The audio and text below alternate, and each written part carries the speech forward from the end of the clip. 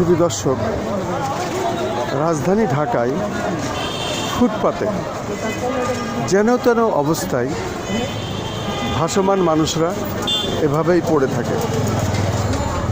আমি এখন অত্যন্ত গুরুত্বপূর্ণ একটি এলাকা, জাতীয় মসজিদ বাইতুল মোকাররম এবং স্টেডিয়ামের যে গেটটা, আমি সেই গেটের সামনে।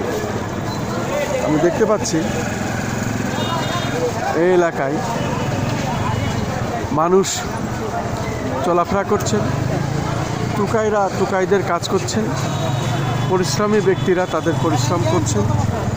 প্রত্যেকেই যার যার অবস্থানে আছেন এবং বয়োবিষ্ট যারা, তারা এইভাবেই রাজধানী ঢাকায় বসে থাকেন।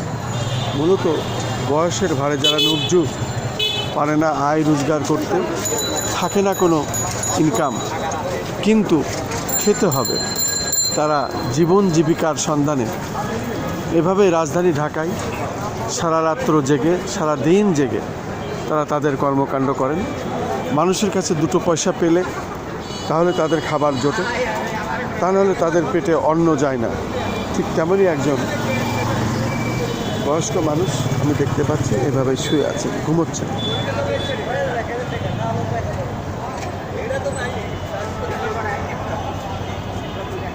ঠিক পাশেই আর একজন প্রতিবন্ধী এবং মহিলা, তাদের জীবন জীবিকার জন্য তারা এইভাবে শুয়ে থাকেন, এভাবেই তারা রাজপথে চলেন। আমরা দেখতে পাচ্ছি মূলত রাজধানী ঢাকার চিত্রটি এমনই, এবং রাজধানী ঢাকার দৃশ্য ভাসমান মানুষ, পথ মানুষ, ভূবঘুরে মানুষ, তাদের আসলে দেখার দরকার রাষ্ট্রের। যেহেতু নতুন সরকার নির্বাচিত হয়েছে এবং প্রধানমন্ত্রী হয়েছেন জনাব তারেক রহমান, তার কাছে আমার আবেদন, এইসব জিনিসগুলো উনি দেখবেন আশা করি।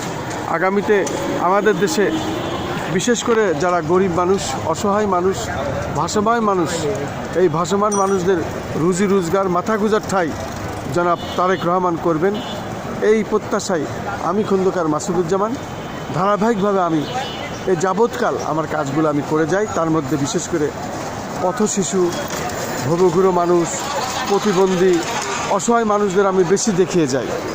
আজকেও আমি সেই কাজটি করলাম। এভাবে সারা ঢাকায় সব এভাবে পড়ে থাকে, কিন্তু এদের দেখে না কেউ।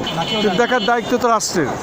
তো এখন তো নতুন সরকার হলো, তারেক রহমান প্রধানমন্ত্রী হলো, নিশ্চয়ই এই কাজগুলো হবে ইনশাল্লাহ, আশা করি। শুধু দর্শক, আমি একজনের কাছে জিজ্ঞাসা করলাম, এই দেখেন পাশেই সব টুকাইরা, তারা এভাবেই থাকে, এভাবেই চলে, নেশা টেশা করে, আবার মারামারি হানাহানি করে, আবার চিন্তা মিন্তাও করে, এইভাবে শুয়ে আছে। আসলে এই হলো অবস্থা। আমি খন্দকার মাসুদুজ্জামান, আমার ইউটিউব চ্যানেল 12টা, 2টা অনলাইন পোর্টাল। শেখ হাসিনার আমলে আমার পোর্টালটা বন্ধ করে দেওয়া হয় এবং বিশেষ করে আমি সত্য যেসব কথাগুলো তুলে ধরতাম, সে কারণেই আমার অনলাইন পোর্টাল দুটো বন্ধ করে দেয় শেখ হাসিনার আমলে আওয়ামী লীগ সরকার। আমি সে দুটো আবার চালু করতে চাই, আমার এগুলো যাতে আমি ঠান্ডাভাবে, সুন্দরভাবে আবার পরিচালনা করতে পারি। যেহেতু ওইটার আমি সম্পাদক, প্রকাশক, আমি নিজে দীর্ঘদিন আমি চালিয়েছি। আর সত্য কথা বলার জন্যই আমার ছিল এই অবস্থা। আমি আজও সেই কথাই বলছি এবং সেটাই আমি দেখিয়ে যাচ্ছি। আমার 12টি ইউটিউব চ্যানেল আমি যাতে ঠিকমতো চালাতে পারি এবং আমার পেশাগত দায়িত্ব যাতে পালন করতে পারি। দীর্ঘ আন্দোলন সংগ্রাম করেছি, 17টি বছর, প্রায় 20 বছর হয়ে গেল। ইনশাল্লাহ এতে আমরা ভোট দিয়ে বিশেষ করে বিএনপিকে আমরা ক্ষমতায় এনেছি এবং তারেক রহমান আজকে দেশের প্রধানমন্ত্রী। আশা করি উনি সমস্ত বিষয়টি দেখবেন, এই প্রত্যাশায় আমি খন্দকার মাসুদুজ্জামান, রাজধানী ঢাকা।